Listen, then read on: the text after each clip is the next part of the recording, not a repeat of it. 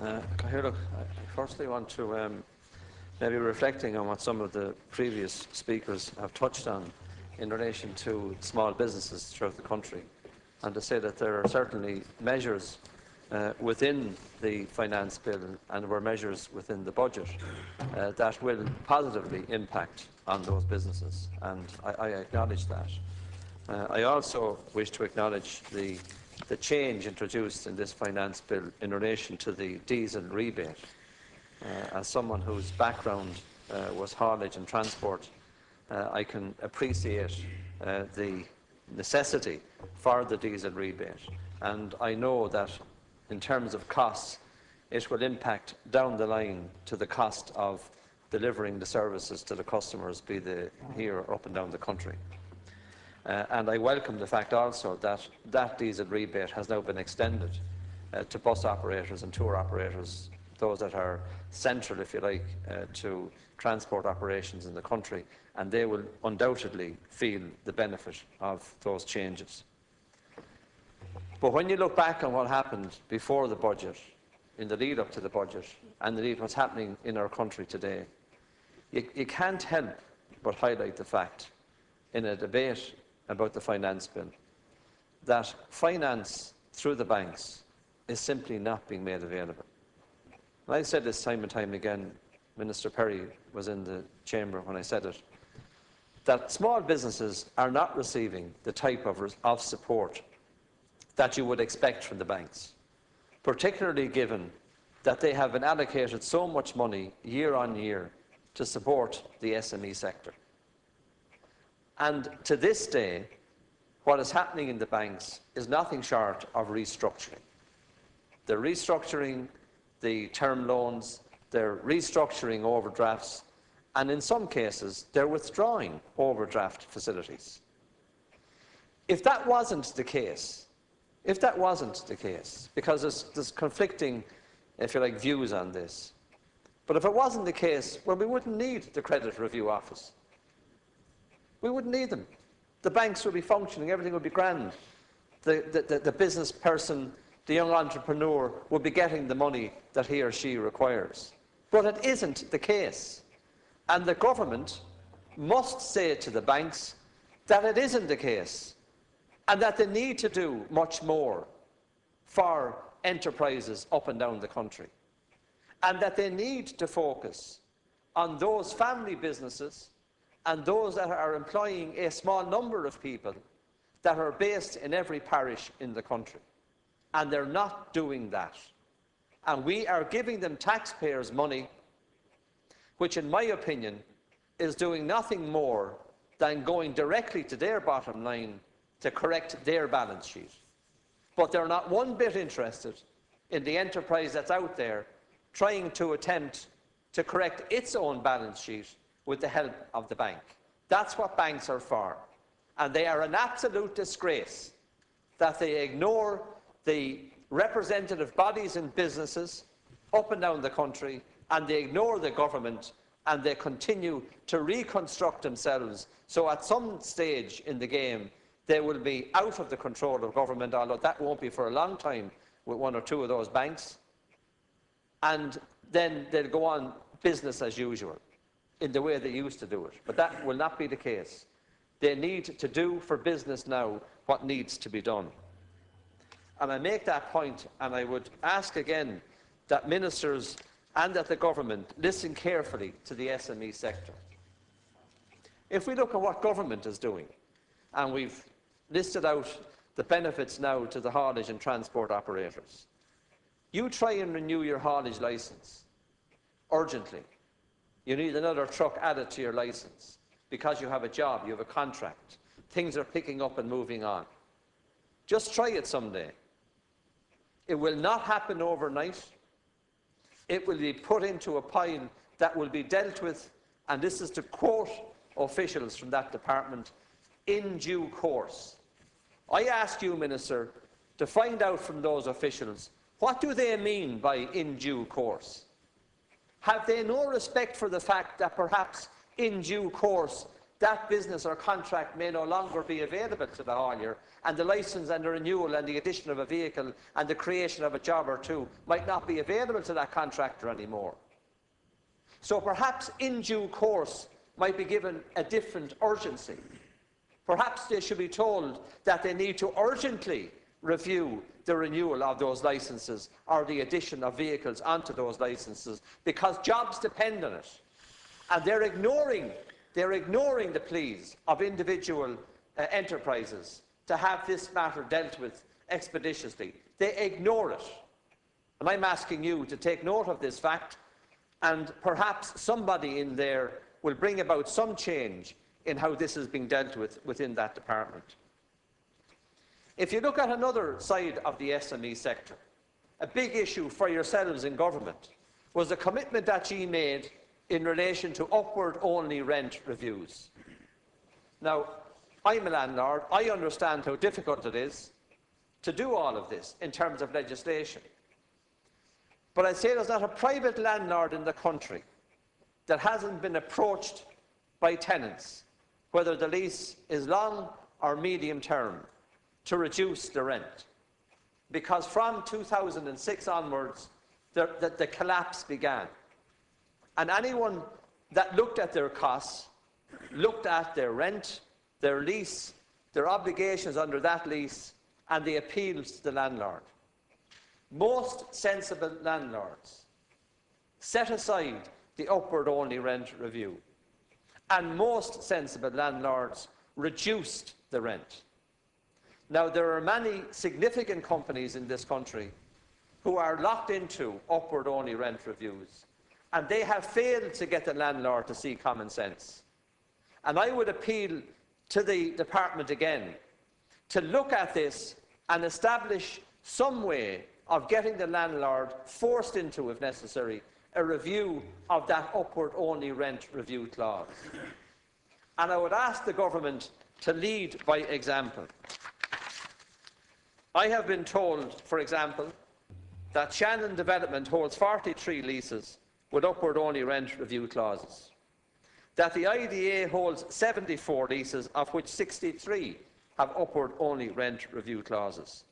The Department of Agriculture, Food and Marine have 70 leases, 90% of which have upward-only rent review clauses. And Údarás na Gaeltachta have a considerable number running into hundreds, and I'm sure a significant number of upward-only rent review clauses.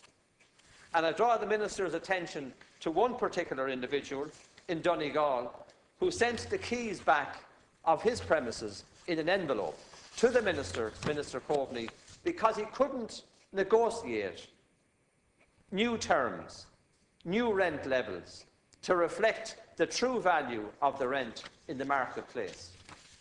And I'm asking that the Minister or the Taoiseach, because this man here actually wrote to the Taoiseach, and he asked him deliberately to intervene because jobs were at stake, his mortgage was at stake, and his business was at stake. Since then, he's closed his business, he's gone on the dole, a young entrepreneur, finished up, wound up by the government and its attitude towards its own properties and its own upward-only rent reviews. So therefore, there is a case to be answered. This is not pie in the sky. This is me reading from a letter to Mr. Kenny, citing the example of a small businessman who is a true businessman. They are trying to make ends meet, and he's only one example of many. One example of many. And when you consider that in most of the ports in the country controlled by the Minister for Agriculture, in terms of the property, an awful lot of the units have been closed, some for up to 10 years. So will the state get up off its behind and try and do something for enterprise and for solving these problems, so that those that are in employment can at least continue in employment, willing to pay a rent, but not the daft rents of many years ago? They need to be reviewed, and the state should lead its way and do something for them. I'll give you another example of the SME sector and how it's treated. Highbank Orchards in Kilkenny, a small microbrewery, a craft cider maker.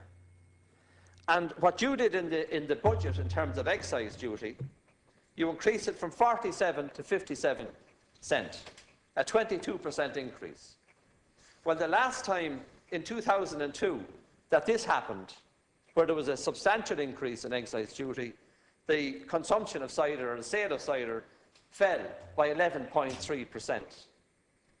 Now, why can't we redefine what this man's business is so that it equates to the same definition as the small microbreweries, and that they get similar reliefs within that industry? Because you have this man here who employs 30 people, all of the apples are grown in Ireland, supporting a further 200 jobs. Now, surely we have to think of those people. Surely we have to understand that, yes, all of the other concessions that we gave, the tax reliefs and so on, they sometimes only apply to exporting companies or to niche markets such as research and development. And we completely forget our indigenous sector that is creating and sustaining jobs in this country at huge effort to families, at huge effort to family-run businesses and businesses that are run on an individual basis, but creating sustainable jobs. And we think, without a whisper, that you can increase this man's problem by 22%. It's an utter disgrace, and it should have been challenged here in the finance bill. There should be some line put into it that would give that man and that industry some sort of relief. They are, after all, Irish businesses creating Irish jobs, and they're exporting if at all possible.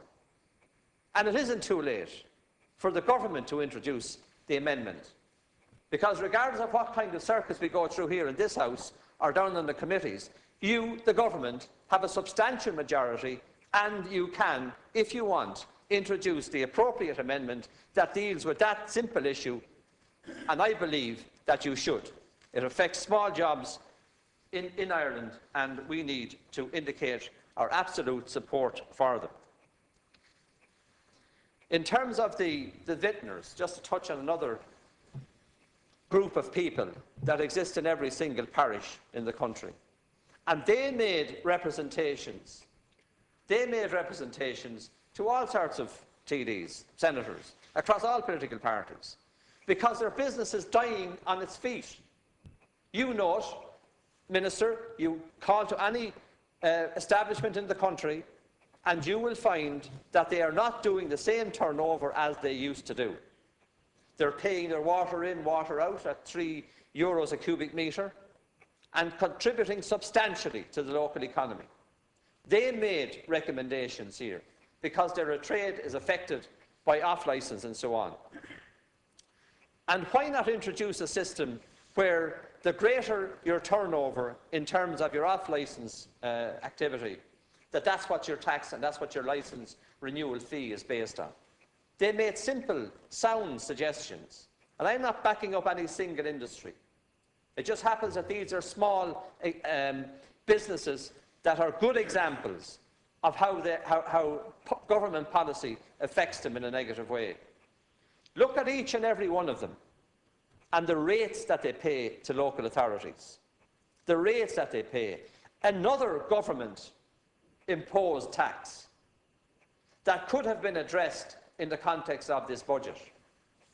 Why not introduce a bill that would allow each and every one of those businesses a self-assessment system, whereby they would have themselves assessed and the rates then would maybe come down? Because the rateable valuation system will not touch any of these businesses for another 5 or 6 years. And they cannot be allowed to wait for that. They won't have that sort of time. They don't have it. And yet, that cost imposed on them by the local authorities continues at a level that is unbearable in terms of small enterprises up and down the country. Why not turn around and do something for them? Why not turn around and introduce that system, simple as it is, with appropriate guidelines and penalties if someone decides to take advantage of it, and ensure that their rates are revalued and that their contribution continues, but at a lower level?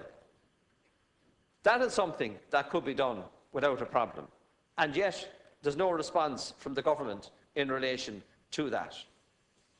I want to touch on the other issue of the PRSI, the contributions that will be taken from rental income in the future. You'd have all of the tax initiatives have now been done away with. So people who were into developing properties, who looked upon it as not so much a development, but as their pensions. These are the people that are being penalised. Now they're going to be taxed further through a new initiative from the government. And they'll pay their property tax, they'll pay their rates, where the rates have to be paid instead of the property tax. So anyone that's making an effort, anyone that's out there attempting to do business, is actually being penalised, left, right and centre. And the government boasts about its support for the SME sector. Well, I don't know many of those SMEs that have felt the benefit of anything that you did in the budget or through this finance bill. They haven't. Even the concession that you gave on cashing in the pension won't apply to the self-employed.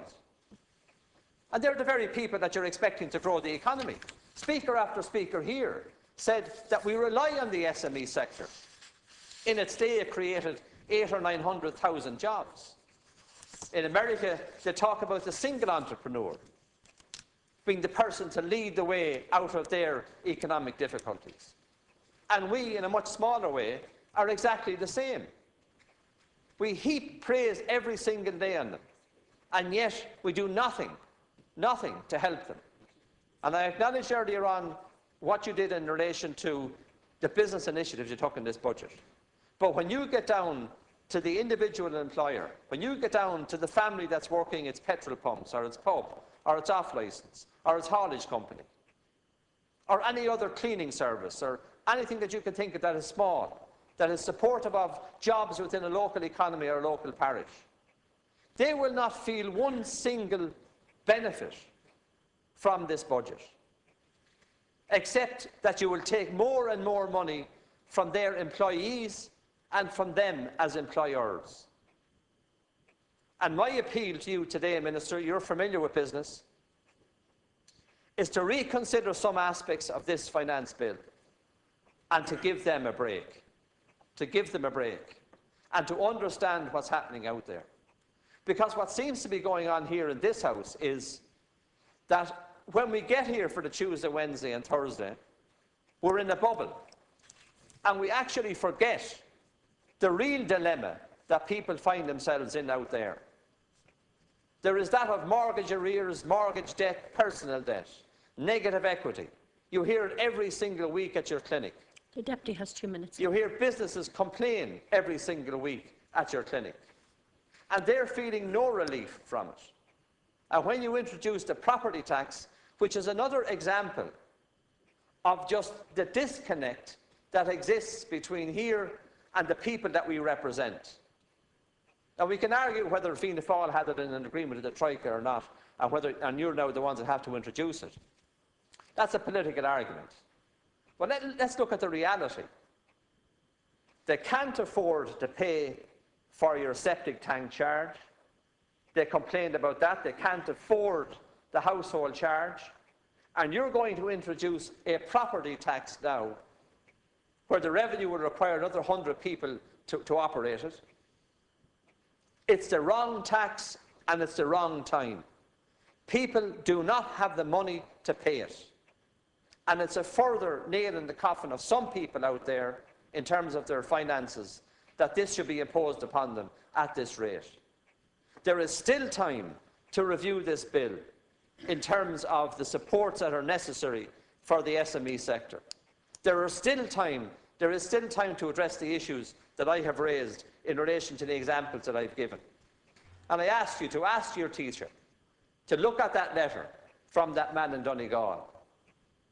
It is a complaint, it is a suggestion, but it is a true story, similar to the issue in relation to cider manufacturing or haulage, or the imposition of bureaucracy and red tape, which the government for the last 20 years have said, oh, we've reduced the burden of red tape, we've reduced the cost of business. Ask anyone in business, and they'll tell you it costs them a considerable amount in terms of administration to keep their show on the road. And the smaller it is, the more difficult it is. And you'll find in each of those cases some family member that is working double the hours every week in order to keep some employment in the local parish. Thank you, Deputy.